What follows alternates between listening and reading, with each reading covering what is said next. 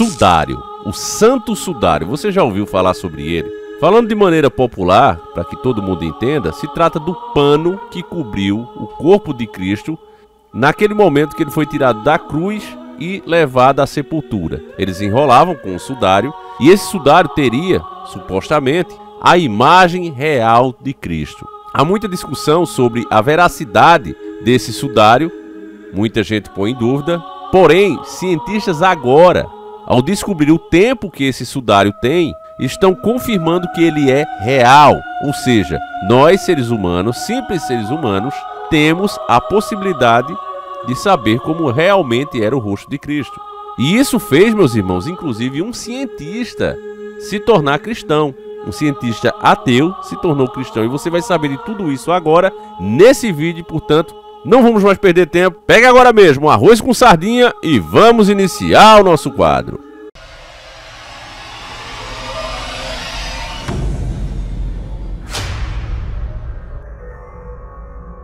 Cientistas fazem descoberta que reforça a teoria de que o santo sudário é real. Matéria de 20/8/2024. Cientistas fizeram uma descoberta que sugere que um pano de sepultamento que supostamente mostra uma marca de Jesus pode ser real. O famoso santo sudário, ou sudário de Turim, um pedaço de linho impresso com a imagem de um homem barbudo, é um mistério há séculos.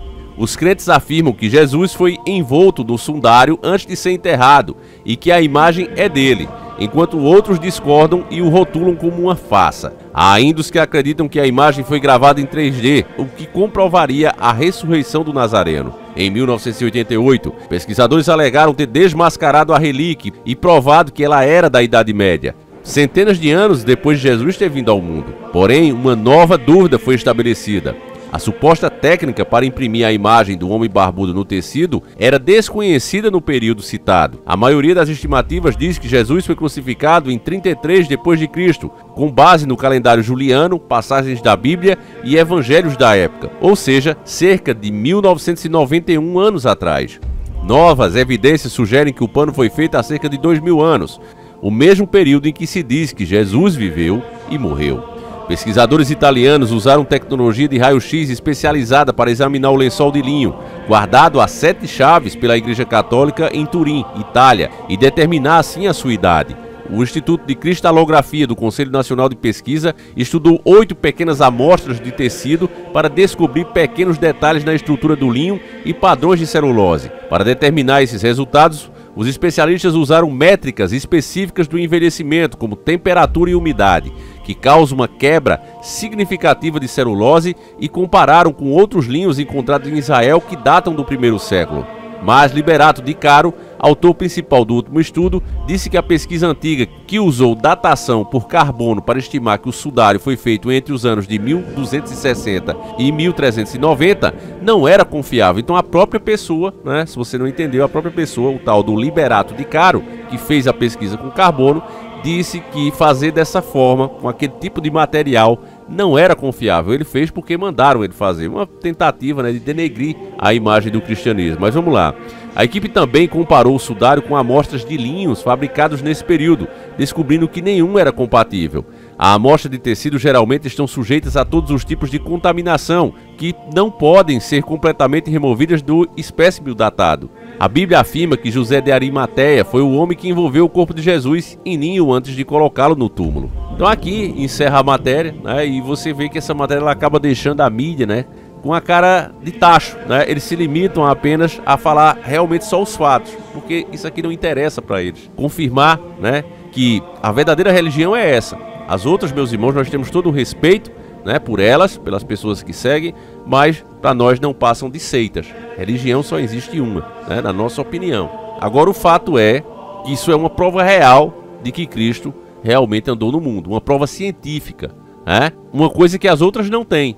Há mais provas da passagem de Jesus pela Terra, agora uma prova física, e você vê que foi testado com raio laser, né? Agora sim foi feito da forma correta, e o resultado não poderia ser outro. Então há mais prova hoje, inclusive física como essa, que Jesus esteve no mundo, inclusive a sua influência. Se não bastasse essas provas físicas, também tem a sua influência. Há mudanças dos costumes da humanidade que eram perversos.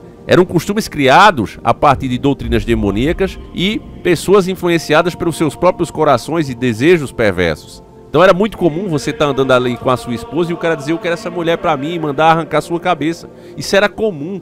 Tem uma passagem bíblica no Velho Testamento que mostra, inclusive, né, um homem de Deus que, ao abusarem da esposa dele, tanto que os caras abusaram, né, tiraram a vida dela de uma forma monstruosa, ele, ao invés de enterrar o corpo dela, ele desmembrou-la, partiu em vários pedaços e mandou para cada tribo um pedaço dela. E o pessoal não entendeu nada, né? E foram lá, se reuniu, os líderes de cada grupo daquele foi lá. O senhor endoidou? Que danada é isso aqui que você mandou pra gente? Que bizarrice é essa? Ele explicou a situação, né? Que eles precisavam lutar, né? E hoje, meus irmãos, eu acho que está nesse momento, né? Essa luta não precisa ser com armas, não precisa ser violenta, mas é uma conscientização que precisa ter hoje, que ou os cristãos começam realmente a se comportar como cristãos, nas suas escolhas, na sua maneira de ser, de ver com quem se junta, né? Ou do contrário, meu irmão, nós vamos ser derrotados, oprimidos todos os dias, inclusive vai passar a ser crime, como em alguns países comunistas já acontece, onde as pessoas podem ser presas, as pessoas têm as igrejas demolidas, né? Ou a gente reage, ou a gente vai se ferrar, literalmente, né? Aqui você está vendo a imagem aí do sudário, né? Uma coisa bem incrível mesmo, de fato, a gente vê claramente ali a mancha, né, no original e a reconstituição feita ali do lado. E de fato, meu irmão, você vê que é uma imagem de como se estava sobre alguém mesmo, né? Até, como você viu, foi dito que não foi feito 3D, mas na época que apareceu o sudário, nem existia essa tecnologia, né? Então é mais uma coisa para reforçar a nossa fé. Se tem uma coisa que eu tenho curiosidade, meus irmãos, é justamente esses arquivos, esses documentos que a Igreja Católica guarda as 7 chaves, né? É por isso que o mundo ainda é tão misterioso, né, meus irmãos? Tão misterioso. Aí veja só, o cineasta ateu se converteu após novas evidências sobre o santo sudário, né? Veja, um cineasta, eu até falei cientista, peço desculpa. É um cineasta, certo? Ele se tornou cristão após ver, porque é um cara de ciência, né? É um cara que entende, não é um bronco. Então, quando ele viu o tipo de teste que foi feito e por quem fez, ele disse: agora não há mais dúvida. Eu vou ler a matéria aqui para vocês. Quero agradecer, inclusive, essas duas matérias a Alexandre dos Santos Silva.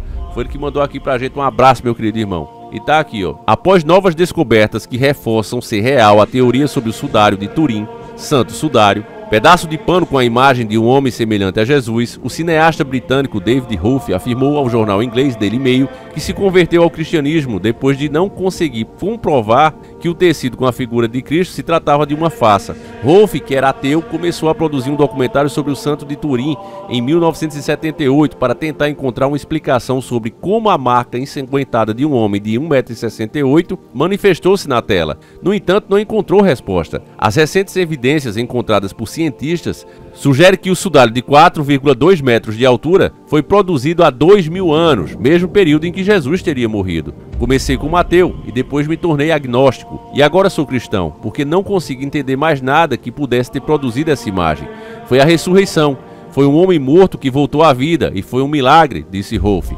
O cineasta também ofereceu $1 milhão, cerca de 5 milhões de reais, para qualquer um que conseguisse reproduzir o sudário com todas as suas características sem utilizar tintas. Mas até agora, ninguém no planeta venceu o desafio. Quando eles percebem que são as características reais da imagem no tecido, eles rapidamente percebem que não conseguem reproduzi-la.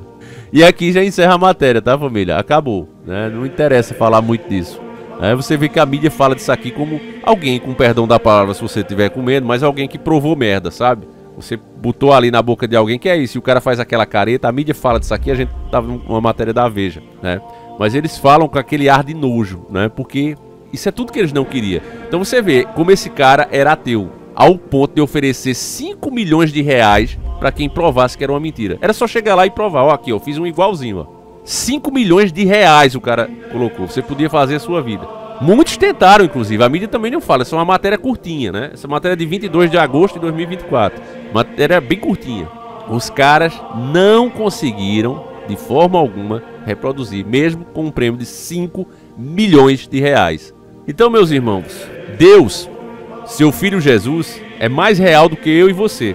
Talvez a gente aqui não exista, mas ele, meu irmão, é uma certeza maior do que qualquer coisa que você possa ver, cheirar, pegar, sentir. Eles são reais. E toda essa luta do sistema é justamente para colocar confusão na tua cabeça. Porque eles sabem que a partir do momento que você entender que você compreender isso, nenhuma das propostas que ele tem para a modernidade, que na verdade é as voltas das práticas antigas, dos costumes da Babilônia, se você entender a treta espiritual que você está enfrentando agora, que todo dia quando você acorda e abre os primeiros olhos, você tem influências entre o bem e o mal em cima de você. Muitas das coisas que você hoje acha normal, muitas das coisas que você assiste, muitas das coisas que você gosta, você simplesmente deixaria de gostar. Eu era do tipo, família, que eu ganhava R$10 a semana e esses R$10 eu comprava CD de rock. Eu continuo gostando das músicas, eu escuto de vez em quando, mas jamais com o mesmo gosto, com aquela mesma alegria que eu tinha da época da ignorância. Hoje eu sei a que as letras estão se referindo, qual foi o verdadeiro motivo daquela pessoa ter criado. E os caras têm muito talento. Mas o nosso coração se esfria quando a gente começa a entender. É natural, você não precisa se impor. Então é isso que a gente chama de despertar. Hoje a gente quando vê, né, grupos políticos, inclusive, fazendo as suas promessas e se aliando com o que há de pior, com o que eles mesmos combatem, né, votando a favor de coisas absurdas. Os caras foram postos ali para se opor, mas chega lá, né, como essa questão da gasolina, eu não vou ficar repetindo aqui, o álcool na gasolina, né, eu mostrei várias pessoas da direita roxa, né, a direita verdinha, mas votando junto com o que tinha de pior da esquerda. Então quando você vê essas incoerências, você começa a entender, meu irmão, há uma luta muito grande espiritual. E você ficar recorrendo a homens é como se você ficasse falando com funcionários de empresa. Você precisa falar com a diretoria, você precisa falar com o dono. O peão que está ali te atendendo, ele não pode mudar as regras. Se ele mudar, ele próprio vai para fora. Ele está ali para cumprir o que a empresa manda. Então é a mesma coisa, esses homens... As pessoas ficam idolatrando fulano e levantando no braço, né? Adorando como um bezerro de ouro. Eles não vão fazer nada. Eles são funcionários cumprindo uma agenda. Quem você deve falar é o dono de tudo. Aquele que pode mudar as coisas, que é Deus. Se a nação tivesse essa noção, as coisas mudariam para melhor. Mas enfim, meus irmãos, eu espero ter trazido um pouco mais de fé aqui para o seu coração, né? Através desse humilde trabalho, simples trabalho. Mas é feito de um pai e um filho, né? Eu faço os vídeos hoje, narro, mas é meu filho que edita, né, o Highlander. Então eu agradeço muito a vocês que vêm aqui nesse humilde conteúdo, certo, meus irmãos? Mas eu sei que, embora seja pequenininho, ele tem tocado no coração de muita gente, tem aberto muitas mentes, e isso ao longo de quase 11 anos já, né? Então eu agradeço muito a cada um de vocês. Peço que, se você realmente entendeu o que foi falado aqui, você compartilhe. Isso é o mais importante. Compartilhe a informação, conversa sobre isso. É isso que nós, como cristãos, precisamos fazer, meu irmão. Fazer as pessoas entenderem que Deus existe e é mais real do que qualquer coisa que a gente possa sentir, ver e etc, né? Então é isso, meus irmãos. Esse vídeo acaba aqui. Eu espero que você tenha gostado. E se gostou, faça isso. Compartilhe, se puder, né, tiver condição para isso. É baratinho, mas considere se tornar membro desse canal para ajudar a engajar um pouquinho mais, tá certo? Fiquem com Deus, meus irmãos. Um abraço e fui!